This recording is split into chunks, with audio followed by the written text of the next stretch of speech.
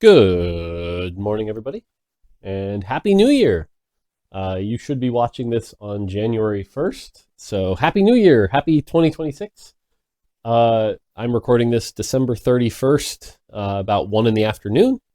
Um, my family's coming over in about 2 hours, going to do New Year's Eve together. It'll be great, but figured I'd record these. And I thought a bit about how I want to do this, and I think what I'm going to try to do next year is upload a video to my channel every day, which means if there's a patch rundown or a Monday morning meta report or anything like that, I won't do a walk the dog. And if there's not one of those, I'll do a walk the dog. So that'll be the schedule, I think. We'll see. I don't want to overpromise anything and then have a curveball hit me or something. But anyway, yeah, it's New Year's. So time to reflect on 2025. I tried to grab some questions that help reflect on the year. It was a very weird year for me personally. I don't know. It's not one of the years I look back on and I'm like, oh yeah, I crushed this year. I look at it and I'm like, there's some pretty big misses and there's some pretty big hits and things I wish had gone better and, things like that. But at the end of the day, what I will say is things in my family life are really, really good right now. We're happy in the house. Wife's happy. Things are good. Kids are growing up.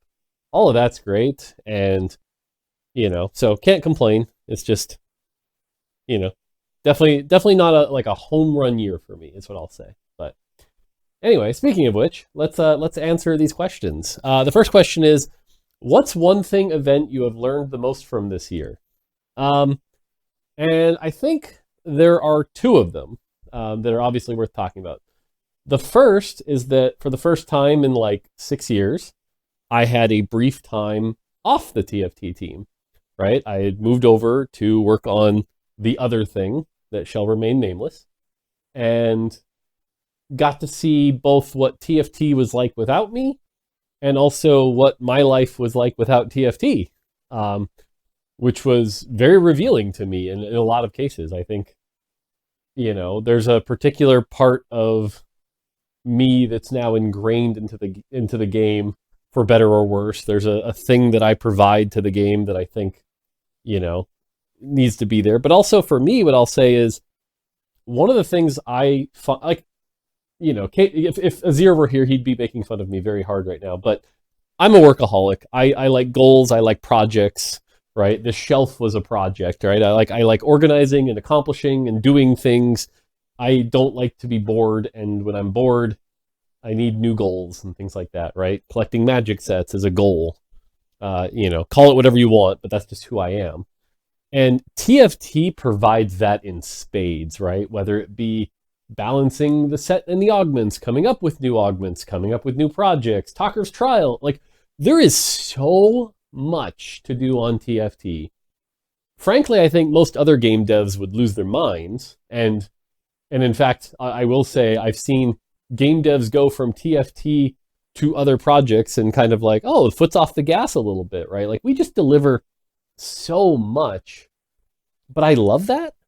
And I think my time away from TFT, my foot was off the gas and I was going stir crazy, right? And so I think for me, the big thing that I learned is just whatever I decide to do next, I need goals.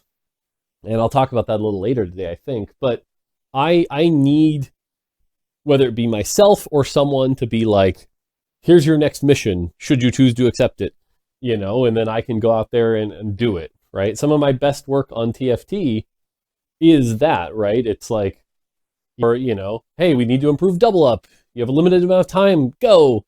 It goes back to the constraints talk we talked about the other day. But to me, that was a big learning.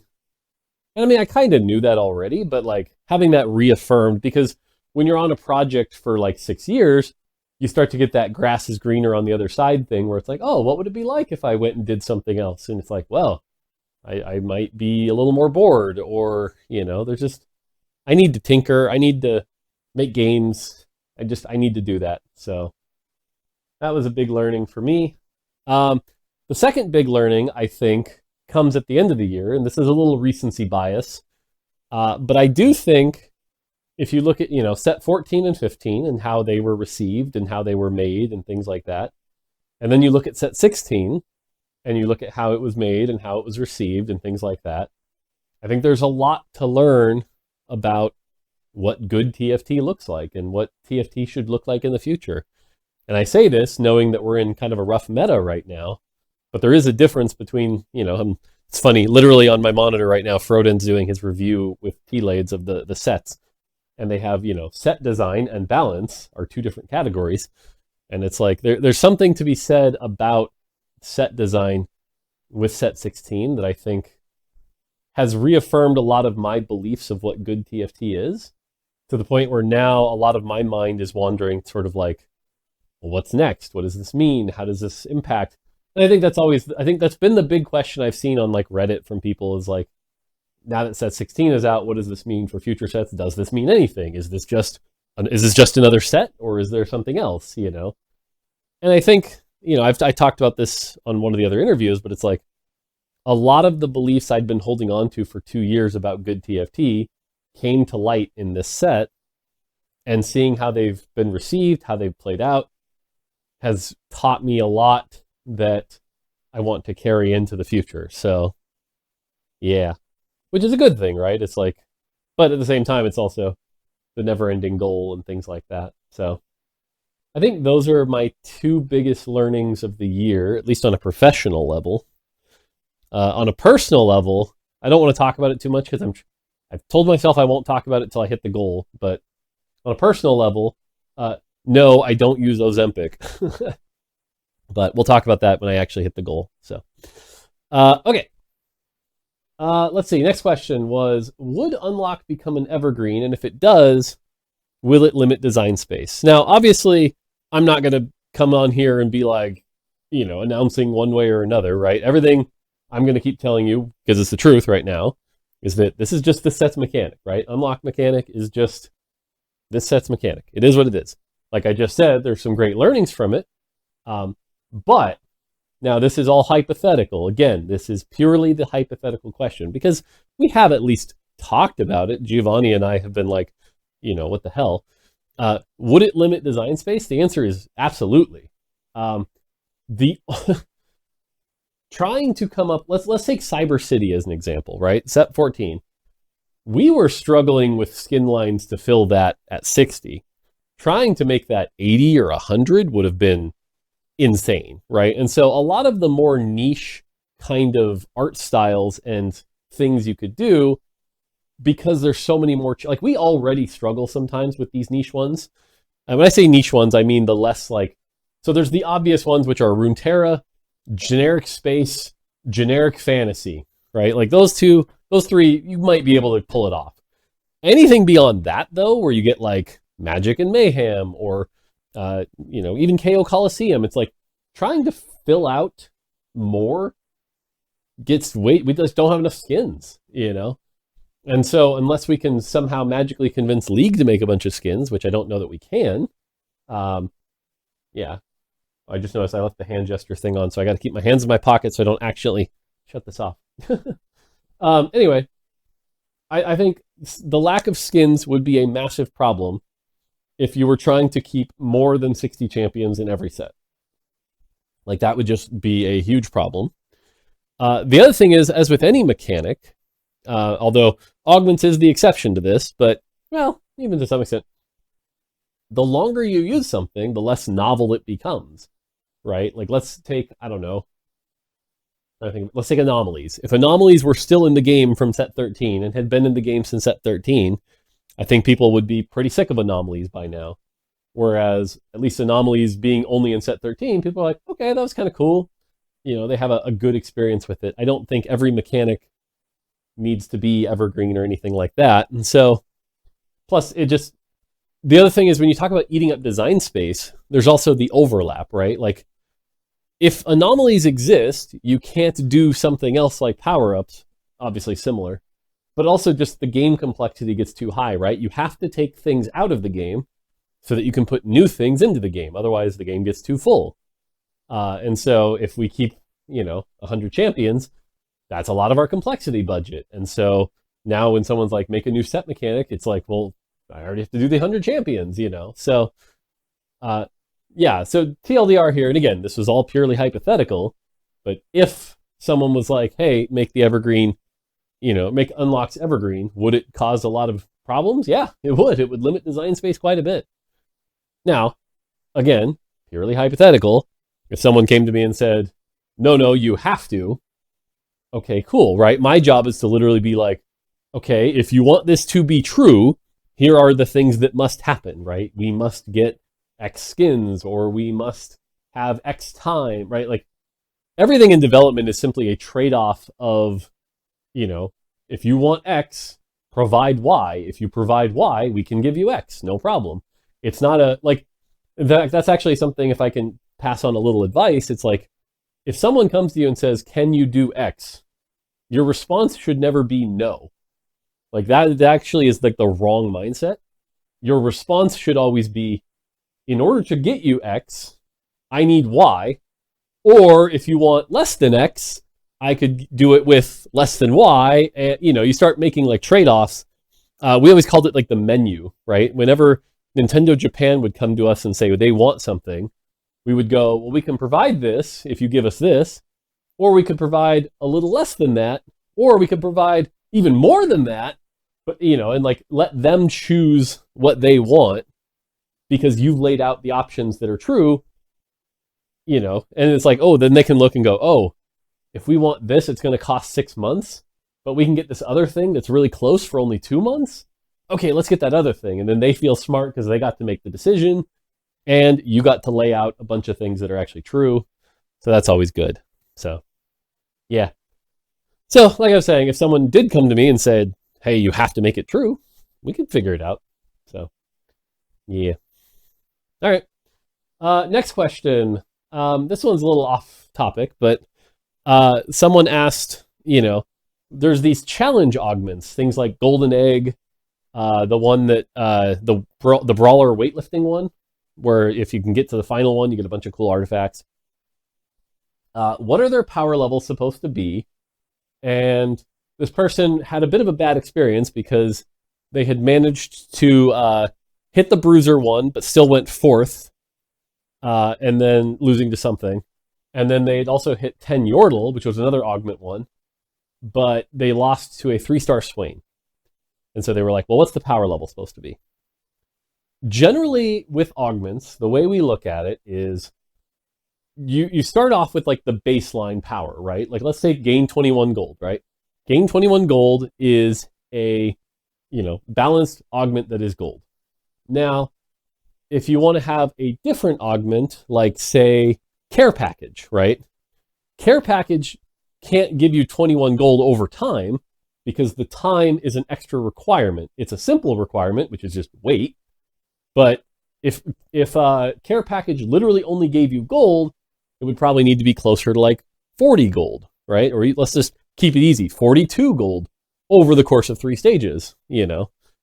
And that's, again, it's essentially more power based on the requirement. Now, the Brawler one is a lot of power because the requirement is extremely high, right?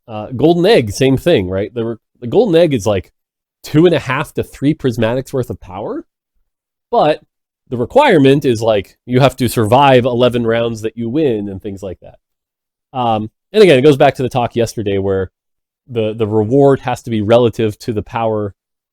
Yeah. So anyway, that's sort of the general power. Now, they're not supposed to be game enders. Now, this leads to the second part of this conversation, which is something I think a lot of people are struggling with to grasp right now, which is nuclear. I'm going to call it nukes. Whose nuke is better, right? A common thing I see all the time on like the non-competitive subreddit is like, my 3-star 4 cost lost to 10 Yordle, or my 3-star 5 cost lost to their 3-star 5 cost, right? One of the things, I'll be honest with you, with TFT is that essentially once you reach a certain power, and that power is just above 3-star 4 costs. We don't consider 3-star 4 costs a nuke, but prismatics are a nuke, 3-star 5 costs are a nuke, things like that. At that point, we kind of don't care about the balance of nukes. You know, if it, and again, I say that lightly, like, for example, 10 Bilgewater being better than 11 Demacia. That's a problem, right? Like, we need to fix that. Which was true, like, on PBE, maybe even week 1 at launch, I forget, but, like, I know we fixed it. So, but otherwise, like, there was that one screenshot I saw where it was like 3-star Baron beat somebody else's army of every 3-star 5 cost. Yeah, don't care. You know, it's like, again, their nuke went off first. A lot of the nukes come down to like paper, rock, scissors, where it's just like who happens to trigger the other one's nuke and stuff like that. As long as all of the nukes are generally in about the same power frame, we're not going to worry too much, right? And so, again, if like 10 Yordle lost to a 3-star Swain, there was probably a way that that's winnable. It probably depended on the army of the 10 Yordle, what went off, what were the items on Swain, et cetera, et cetera. But like, not going to spend a lot of time worrying about the balance in that situation. That's just a very niche thing that, like, again, one of you got first, one of you got second, is what it is, you know? So, and that's the thing with these augment power levels. It's like, yes, you might have had an augment that, like, even when you have a golden egg cash out, right? It doesn't guarantee you the win. What's interesting is you'll hear challenger players say that, like, if you cash out golden egg, you're guaranteed first. Or what was it? Soju's rant I saw recently, which was he had hit the 550 cash out and he forgot to cash out. And he's like, well, it's because it's so OP that you're just guaranteed first and I fell asleep or whatever. And in a way, what he's saying is correct, which is in the hands of somebody who pilots it perfectly, it is, you know, OP. He's right? Like, if 2 players are playing of equal skill and equal, you know, proficiency, playing perfectly, and you give one of them golden egg that's cashed out and the other a normal prismatic, you would assume that the advantage that the golden egg provides gives them enough edge to win the game. That's true, right? Like, that is fundamentally true. But that's assuming computers. Players are humans, you know. Players are. That's just what players are humans. Players have to figure that all out, and it's not that perfect and things like that. So, by the way, I'm being distracted because, again, I left Froden's thing on, and I just saw for set 15 balance for a second, they had all zeros, which was something. So, just watching that. Sorry, I'm getting distracted. Anyway, so that's generally the idea is augment power levels get added on based on the difficulty of how hard they are to acquire.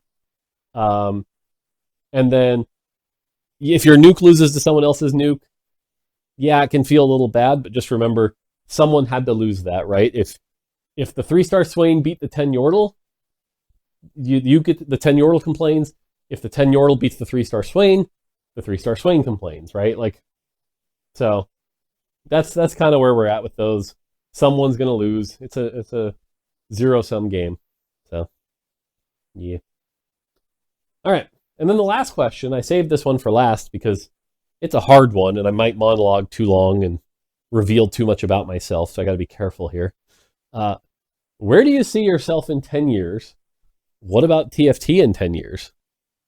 This is a hard one. This is actually, so I don't even know if I'm going to be able to answer this one for you.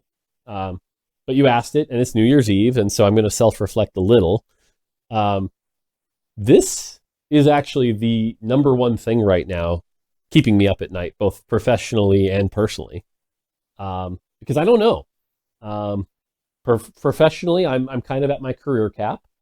Anything I could do at Riot that is above what I do now is not making games. It's running teams. And I'm not really that good at running teams. I'm not a great people person. Sometimes I'm too blunt, things like that. But I'm very good at making games. So I should probably be making games, you know? But at the same time, you know, 6 years on TFT is a long time. 16 years on TFT would be a long time. It's not out of the question. You see people like Mark Rosewater who have been on Magic for a long time. And so there's a part of me that's like, you know, if I was just the TFT guy for the next 20 years, would that be so bad? No, that'd actually be really cool. But, you know, the day-to-day would have to accommodate that. And I'm not sure, you know, if everyone wants that to accommodate that. Sometimes the things I want for the game or the work or whatever are different than maybe what like Riot as a whole wants or things like that. There's also another side of me that's like, when I was growing up, the two things I wanted to be were a game designer and a teacher. And part of stuff like Walk the Dog and streaming and stuff like that I enjoyed was essentially getting to teach sort of, that's one of the reasons why like I brought this back, because a lot of the positive reception around Walk the Dog and people saying bring it back was showing that I was having that impact to teach others and provide wisdom and positivity, frankly, in a world right now where there isn't a lot of positivity.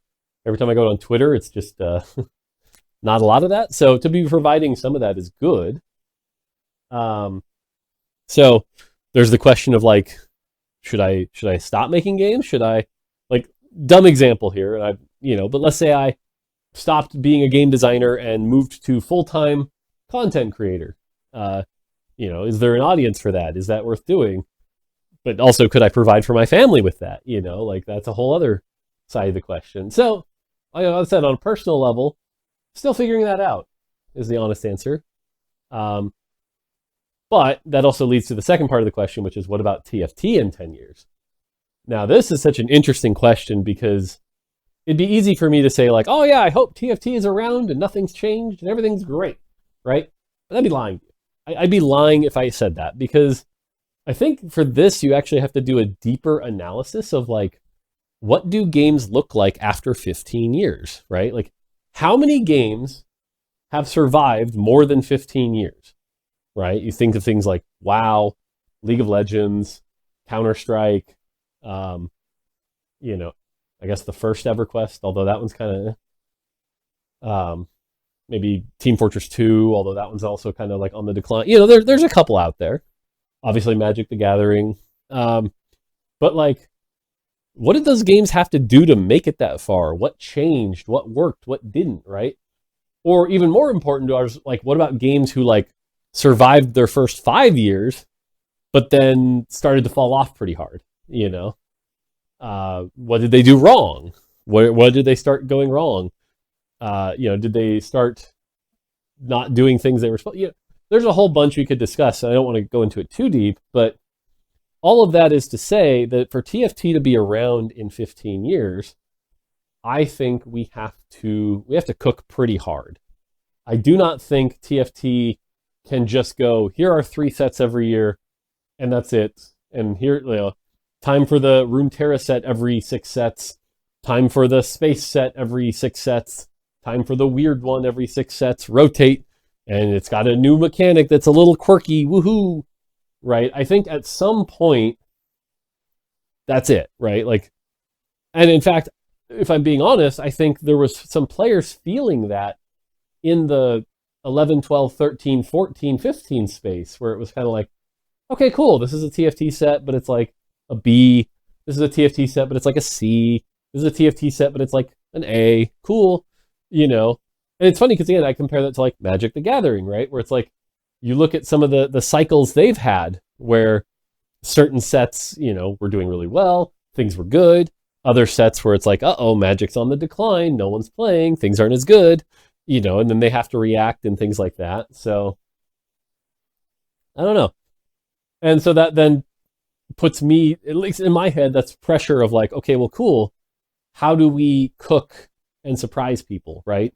And set 16 was my most recent big, like, this is how I cook, right? Like, set 16 was definitely my big swing that I had been working on for a while, that I was like, this is going to breathe new life into TFT. And I think it has, minus, some of the misses on the balance side. But I think it shows that, like, wow, this game can get even deeper without just adding complexity and things like that. So that's cool.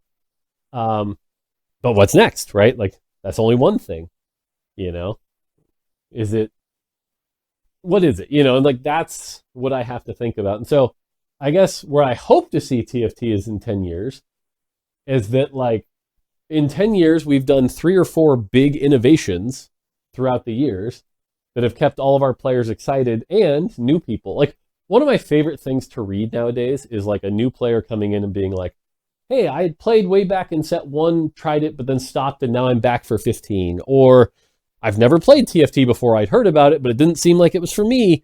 But now I finally gave it a try, and wow, it's actually pretty good, right? Like, one of the things I love about our set model is I hope more people experience that.